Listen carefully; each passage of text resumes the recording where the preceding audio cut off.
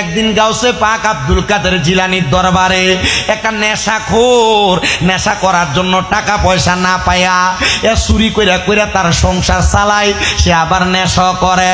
গাউসে পাকের দরবারে হাজির হয়ে গেছে, গাউসে পাকের দরবারে চুরি করব। গাউসে পাক আব্দুল কাদের জিলানী কয়, সবাই নামাজ পড়তে। গাউসে পাক আমার জীবনে 5 ওয়াক্তের চাইতে আরো বেশি নামাজ পড়তাম। ও আব্দুল কাদের জিলানী, আমরা জানি নামাজ তো 5 ওয়াক্ত, ফজর, জোহর, আসর, মাগরিব, এশারের নামাজ। এ 5 ওয়াক্ত ছাড়া আপনি আবার কিসের নামাজ পড়তেন? আর কি কোনো নামাজ আছে নাকি? বলে হ্যাঁ রে, আরো নামাজ আছে। গাউসে পাক কয়, এর মধ্যে ফজরের আগে একটা নামাজ পড়ে, এটারে কয় তাহাজ্জুদের নামাজ। ফজরের পরে একটা নামাজ পড়ে, এটারে কয় ইশরাকের নামাজ। সারাদিন সূর্য ওঠা তাইকা ডুবার আগ পর্যন্ত 2 রাকাত নামাজ পড়ে, এটারে কয় দুহার অথবা চাস্তের নামাজ।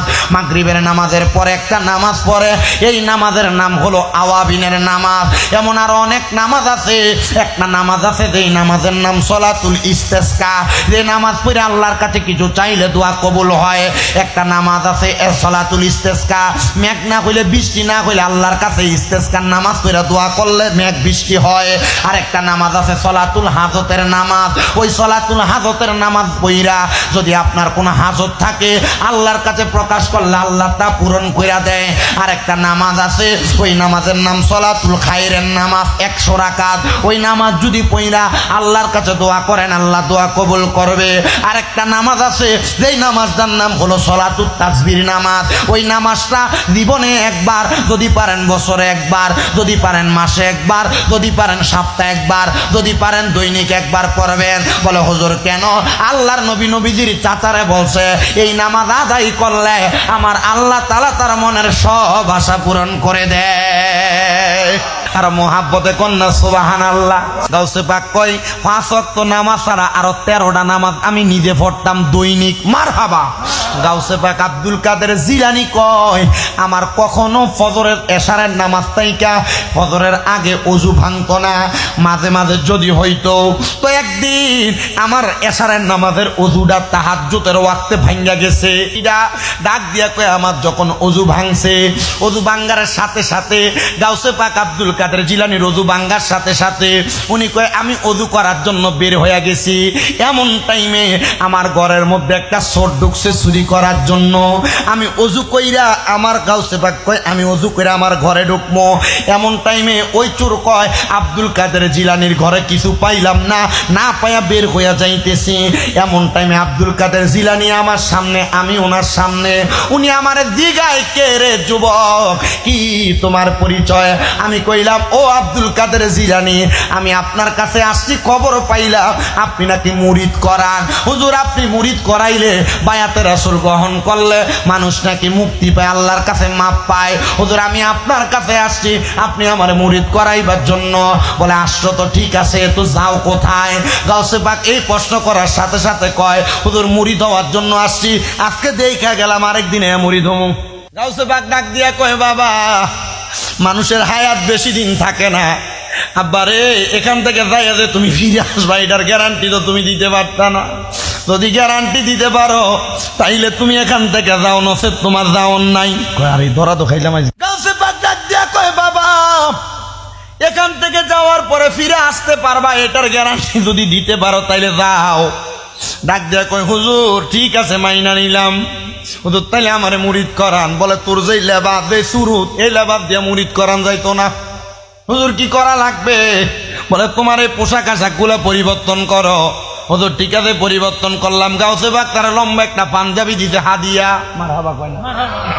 গাউসে পাকের লম্বা পাঞ্জাবিটা লাগায়া সুন্দর করে ওযু বানায় গাউসে পাকের কাছে আসছে। মাথার মধ্যে কোনো কিছু নাই। গাউসে পাক কয় বাবা ঠিক আছে নে, যে তো মাথায় কোনো কিছু নাই, আমি গাউসে পাকের একটা টুপি তোরে হাদিয়া দিলাম। মারহাবা কইতেন না?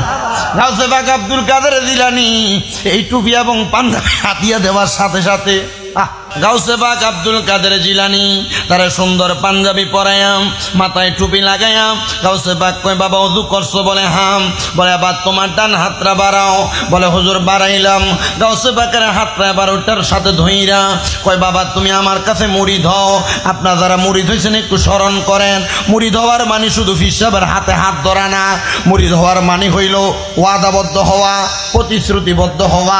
মুরিদ হওয়ার মানে হইল একজনের কাছে যে কোনো একটা বিষয়ে ওয়াদাবদ্ধ হওয়া। গাউসে পাক কয় তোর আমি বেশি বিষয়ে ওয়াদা করাইতাম না, দুইটা বিষয় আমার কাছে ওয়াদা কর। বলে হুজুর কোন দুইটা বিষয়? তুই আমার সাথে সাথে কও, জীবনে কোনোদিন মিছা কথা কইতি না, আর একটা ওয়াদা কর আর কোনোদিন নামাজ ছাড়তি না। মারহাবা কর না। গাউসে পাক শুধু কয়টা ওয়াদা করাইছে? এই দুইটা বিষয়ে মুরিদ করাইছে। কোনোদিন মিছা কথা কইতো না, আর কোনোদিন নামাজ ছাড়তো না। গাউসে পাকের হাতে হাত রাইখা সে ওয়াদাটা করছে। গাউসে পাক কয় ঠিক আছে, এখন তোমার মুরিদ হওয়া শেষ, যাও। বিদায় হয়ে গেছে। গাউসে পাকের কাছ থেকে যাওয়ার সাথে সাথে মনে মনে চিন্তা করে রাত্র শেষ হয়ে যাইতেছে। আজকে যেই ঘরে গেলাম চুরি করবার লাগে কিছুই তো পাইলাম না। সামনে দিয়ে দেখে বড় রাজপ্রাসাদ, চিন্তা করে রাত্র বেশি নাই, এই বাড়িতে ঢুকলে মনে হয় কিছু পাওয়া যাবে। রাজপ্রাসাদে প্রবেশ করতেছে চুরি করার জন্য। মারহাবা কর না। প্রথমে এসে চুরি করবার লাগা গাউসে পাকের কাছে মুরিদ হয়ে গেছে। আর সামনে দিয়ে দেখতেছে রাজপ্রাসাদ, এখানে চুরি না করলে পরের বেলা খাওন জুটবে না। রাজপ্রাসাদে প্রবেশ করে রাজপ্রাসাদের দারোয়ানটা দাঁড়ানো, গুম গুম বাপ। সকালে একবারে দেখবেন ফজরের আগ মুহূর্তে গুম গুম বাপ গাউসে পাকের দরবার থেকে বের হয়ে ওই সোরা ব্যক্তি শরীরে পাঞ্জাবি ভরাই দিছিল, টুপি লাগাই দিছিল গাউসে পাকে। এটা লাগে চুরি করার জন্য ঢুকে দারোয়ানের সামনে দিয়ে হাইটা যায়। দারোয়ান জিগায় কে আপনি? কয় তোমার বাসার বাড়ি চুরি করবার লাগে আইছে। দারোয়ান কয় এত লম্বা পাঞ্জাবিওয়ালা টুপিওয়ালা, আপনি বুঝি চুরি করতে আইছেন? ওরে আব্বাজিরা, দাড়ি টুপি পাঞ্জাবি দেখলে পাগল হওয়া যাবে না, কারণ বর্তমান জামানায় দাড়ি টুপি পাঞ্জাবি লাগায়া ইমান চুরি করে এমন মূল্য বাংলাদেশে আছে না নাই? মুখে দাড়ি পাঞ্জাবি লাগায়া, যার কারণে ইসলাম পাইছে ভারত উপমহাদেশে। খাওয়া করিবে না মা সোনারে কই বুয়া আব্বা দুনিয়াতে মাল লোকে মেলামেশা কইরা তোমার দুনিয়াতে আনছে, আব্বার অস্বীকার করলে এটা হারামজাদা। যে খাজা বাবার কারণে ইসলাম পাইছো ভারত উপমহাদেশে, ওই খাজা বাবার যে বুয়া বলে সেও হারামজাদা। এই কথা বলেন ঠিক কিনা? আমরা কোন আলেমের বিরোধিতা করার জন্য এই মাহফিলের প্যান্ডেলে বসি না। আমরা আজ পর্যন্ত কোনো কথা কোরআন সুন্নাহ বিরোধী হইলে তার বিরুদ্ধে বলছি। আপনি আপনার মতো ওয়াজ করেন, আপনার বিষয়। আকীদা ভিন্ন হবে, এটা আপনার বিষয়। ভিন্ন আকীদা পূর্ব ছিল, এখনো আছে, ভবিষ্যতে থাকবে। কিন্তু আমার কথা হচ্ছে আপনার আকীদা ভিন্ন, আপনি আপনার আকীদার প্রচার করেন, কিন্তু আপনি আমাদের আকায়েদের তরিকতের ইমাম হযরতে খাজা মাইনুদ্দিন চিশতিকে নিয়ে মন্তব্য করার সাহস আপনি ফকিন্নির ফোলারে কেউ দেয় নাই। খাজা গরিবে নওয়াজ উনি হিন্দেল বলি, ওনাকে রহমাতুল লিল আলামিন নবী নিজে পাঠাইছেন, নিজে ভারত উপমহাদেশ ইসলাম প্রচার করার জন্য। আপনার খাজা গরিবে নওয়াজের জীবনী পড়ে দেখবেন। খাজা গরিবে নওয়াজ নবীজি রওজায় গেছে সালাম দেওয়ার জন্য। নবীজি রওজার মোবারক থেকে এক মুঠ মাটি বের করে দিয়া খাজা গরিবে নওয়াজরে কইছে, হে মাইনুদ্দিন, এই মাটির কালার যে এলাকার লগে মিলা যাইব ওই জায়গায় যায় তুমি ইসলাম প্রচার করবা। খাজা মাইনুদ্দিন চিশতি ঘুরতে ঘুরতে ভারত উপমহাদেশে আইসা দেখছে আজমির শরীফের এই জায়গার মাটির সাথে ওনার হাতের মাটি মিলছে, ওইখানে ইসলাম প্রচার করছে। ওই খাজা গরিবে নওয়াজ এর দরবারে বর্তমানে এখনো দৈনিক একজন হইলেও মুসলমান হয়। তো ওই খাজা বাবা যদি বুয়া হয়, আমার মতো মৌলবীর দাম আছে মিয়া? তওবা করেন, তওবা করেন। আল্লাহর ওলিদেরকে নিয়ে মন্তব্য করেন না, কারণ আল্লাহর কথা মানে আদালি বলি জ্ঞান ফাকাদা আদামতুহু বিল হারব। যারা আল্লাহর ওলিদের সাথে দুশমনি করে, বেয়াদবি করে, আল্লাহ তাদের সাথে যুদ্ধের ঘোষণা করে। তো আল্লাহর ওলির লোকে বেয়াদবি করবেন, ওই যে ফেরাউন আর নমরুদরে জুতার বাড়ি দিয়ে মারছে, আপনারা এমনি জুতার বাড়ি দিয়ে মরণ লাগবো। আল্লাহ আপনারা বুঝার তৌফিক দান করুন। আল্লাহর কসম করে বলে আমি কোনো আলেমের নাম ধরে বিরোধিতা করি না। যে কথা বলে সে কথার বিরোধিতা করব। আপনার কথা যদি রং হয়, আমি যদি বলি এই মিয়া আমার বয়স কম না, আমি যে ওয়াজ করবো 1 ঘন্টা 1.5 ঘন্টা 2 ঘন্টা, আমার কথায় 10টা ভুল হবে, কথা কন না, 10টা ভুল হবে। এই ভুল করে আমি আপনার কাছে 10 বার মাপ চামু, আল্লাহর কাছে 10 বার মাপ চামু, আমার ভুল হবে। আমি মানুষ, আমি মানব জাতি।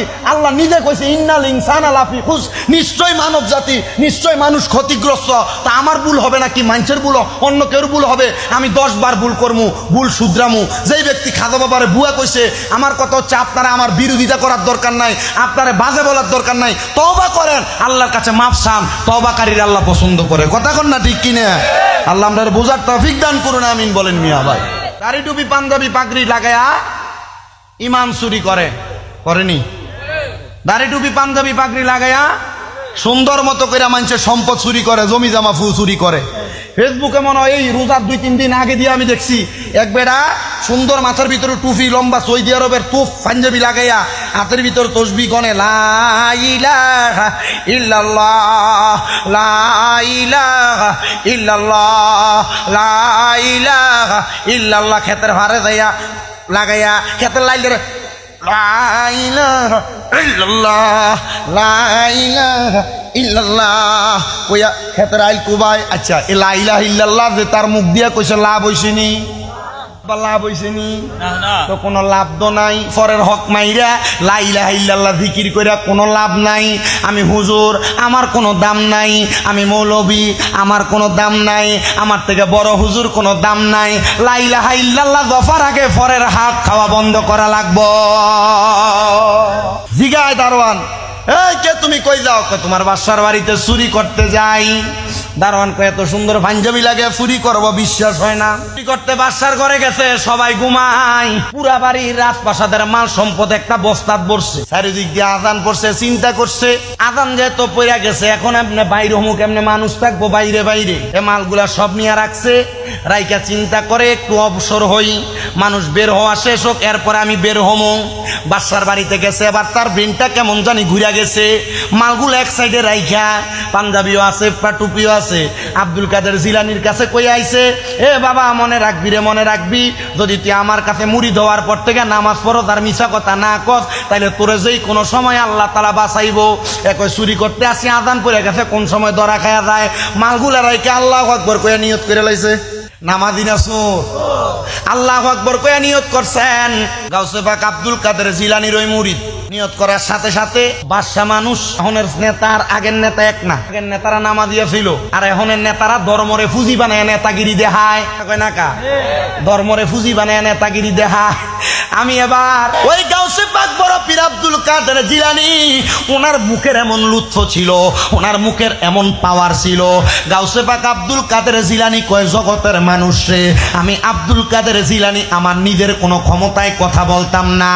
এ আব্দুল কাদের জিলানি, আপনি আপনার নিজের কোনো ক্ষমতায় কথা বলতেন না, তাইলে আপনি কোন ক্ষমতায় কথা বলতেন? গাউসে পাক কয় স্বয়ং আল্লাহ তাআলার পক্ষ থাইকা, মদিনাওয়ালার সেন্টার থাইকা, মাওলা আলীর এলেমের খাজিনা থাইকা আমি আব্দুল কাদের জিলানির এই দেহের মধ্যে, এই কলবের মধ্যে যা আসতো আমি আব্দুল কাদের তা বলতাম। ওগো আব্দুল কাদের জিলানি গো, আপনি কেন বলতেন আর কিভাবে বলতেন? আপনারা কেমনে এই নেক তাওয়াজ্জ দিত? ও মুসলমান,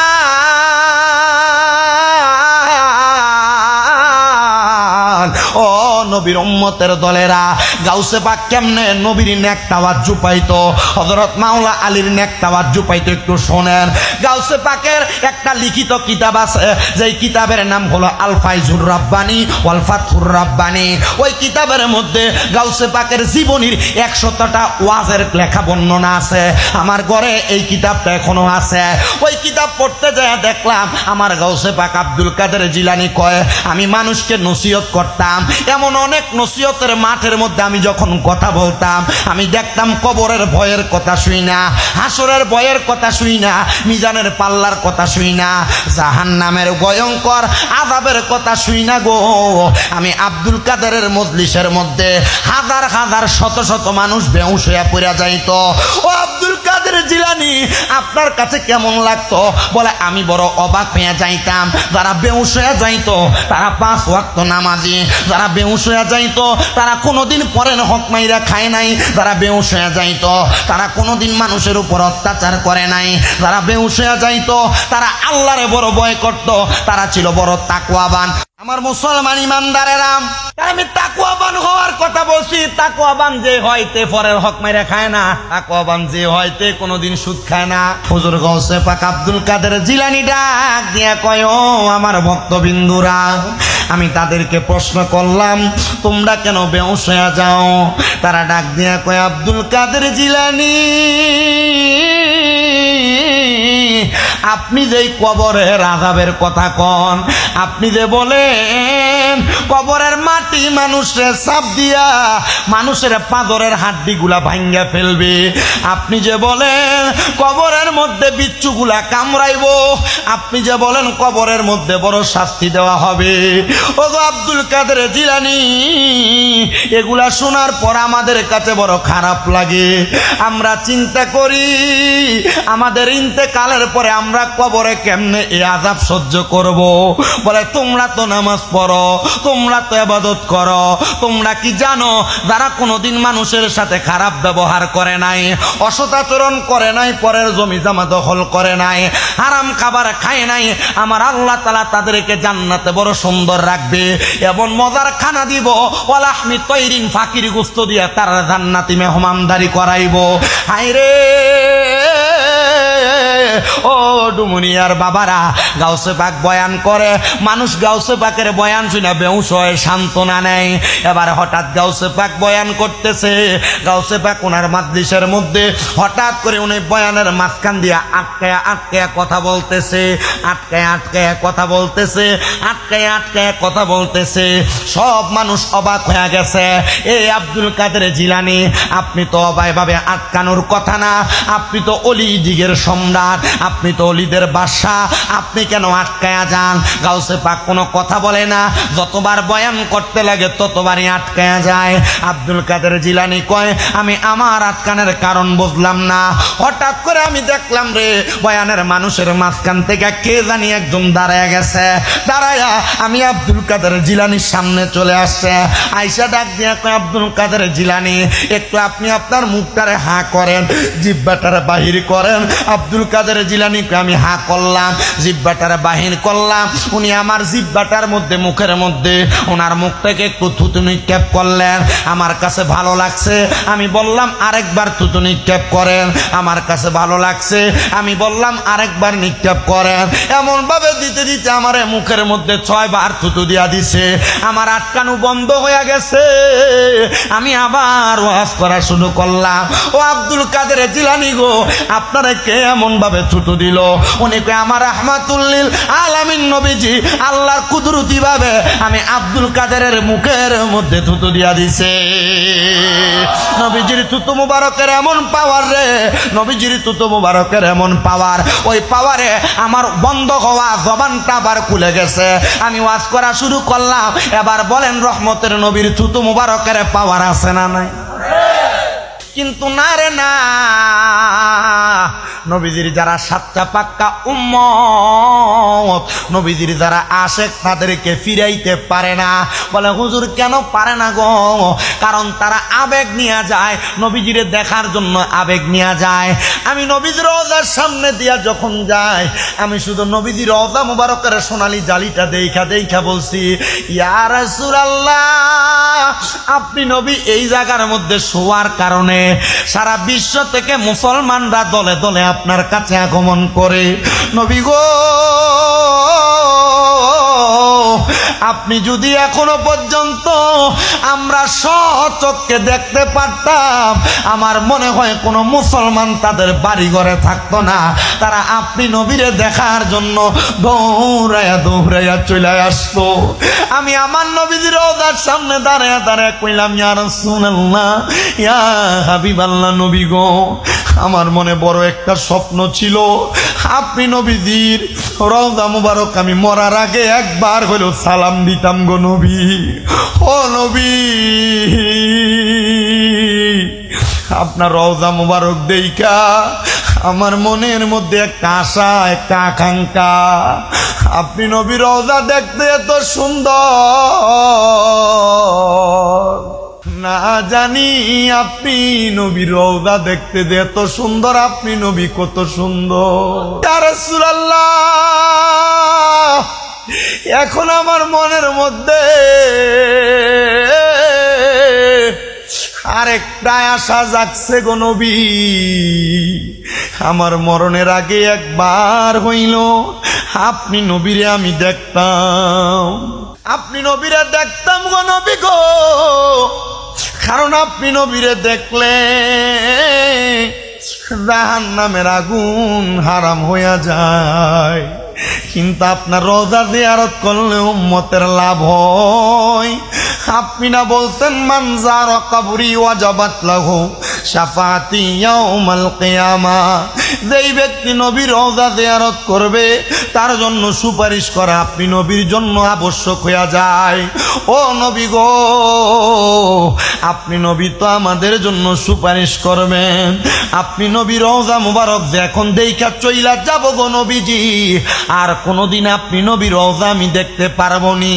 এ ডুমুরিয়ার মুরব্বী বাবা, লাখ লাখ টাকা তোমার ব্যাংকে পড়ে রইছে, তোমার টাকার অভাব নাই রে বাবা। এই টাকা পয়সা ব্যাংকে জমা রাখো না রে, সন্তান সন্ততির দিয়া যাইবা। আমি বলবে টাকাগুলা দিয়া নিয়ত করো রে, একবার মরণের আগে মক্কা মদিনা যাইতা। যদি মক্কা মদিনা যাইতে পারো রে, মদিনার নবী তোমার জন্য সুপারিশ করবে। আশেক বলে, আরে আমার মনের জল্পনা কল্পনা নবী যাব আমি সোনার মদিনা। বলেন আমার মনের জল্পনা কল্পনা নবী যাব আমি, নবী যাব আমি সোনার মদিনা। নবী যাব আমি, নবী নবী গো যাব আমি সোনার মদিনা।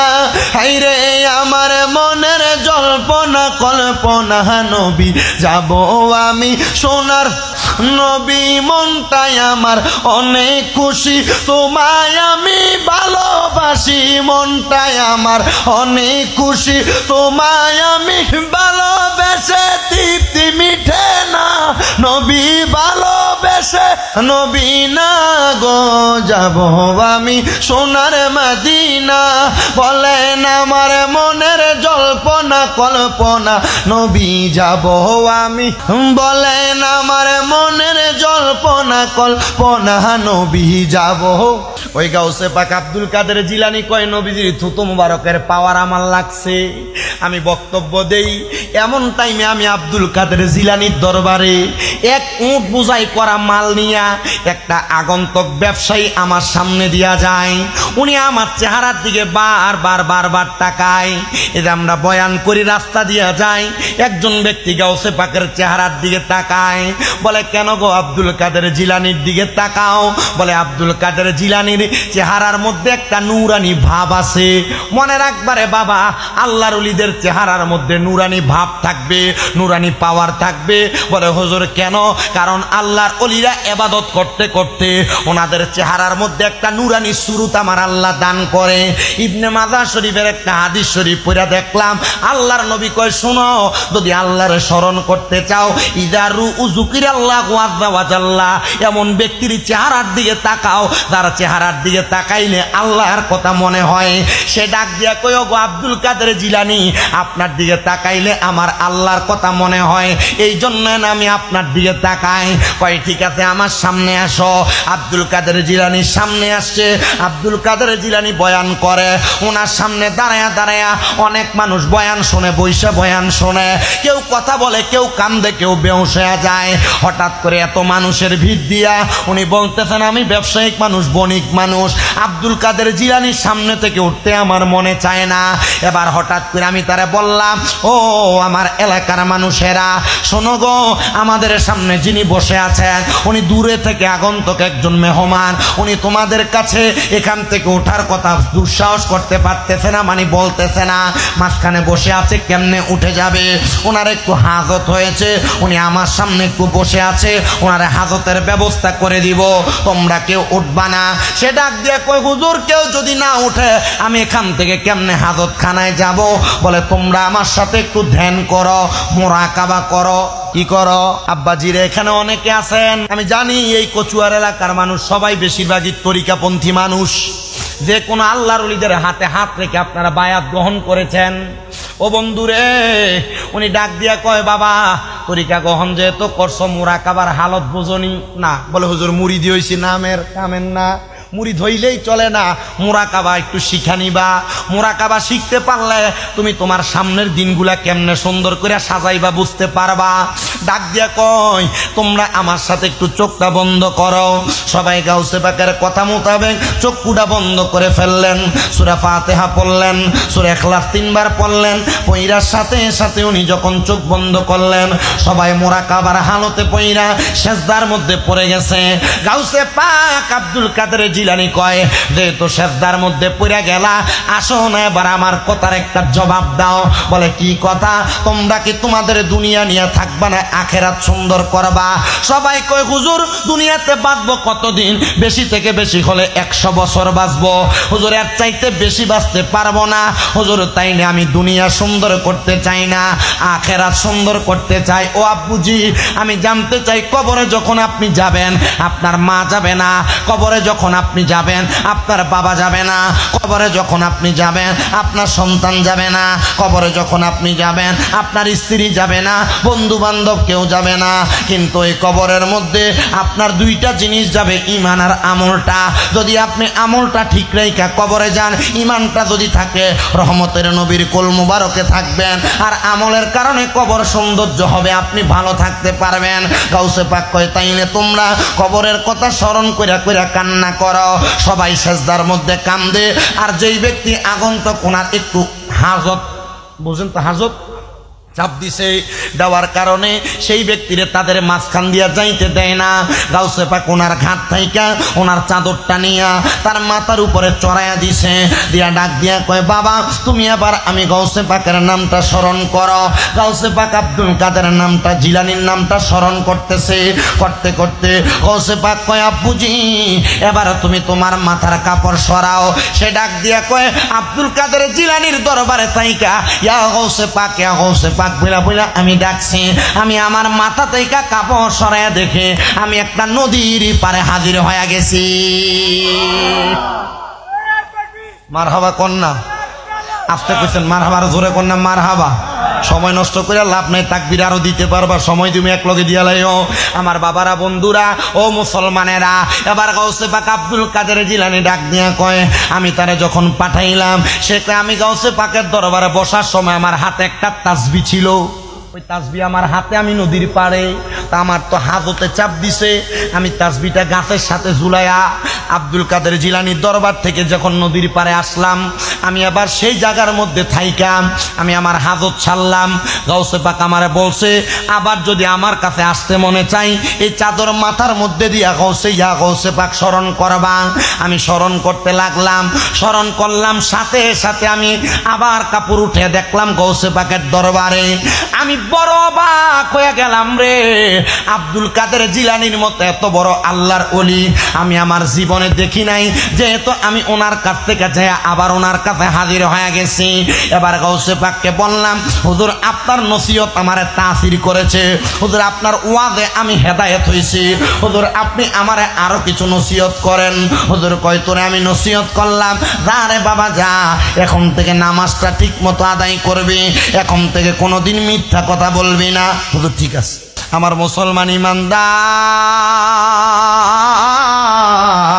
ও নবীর উম্মতের দলেরা, হুজুর গাউসে পাকের নসিহত শুই না সে ডাক দিয়া কয় ও গাউসে পাক আব্দুল কাদের জিলানী আমার বাড়ি তো এইখানে না, আমার বাড়ি অনেক দূরে।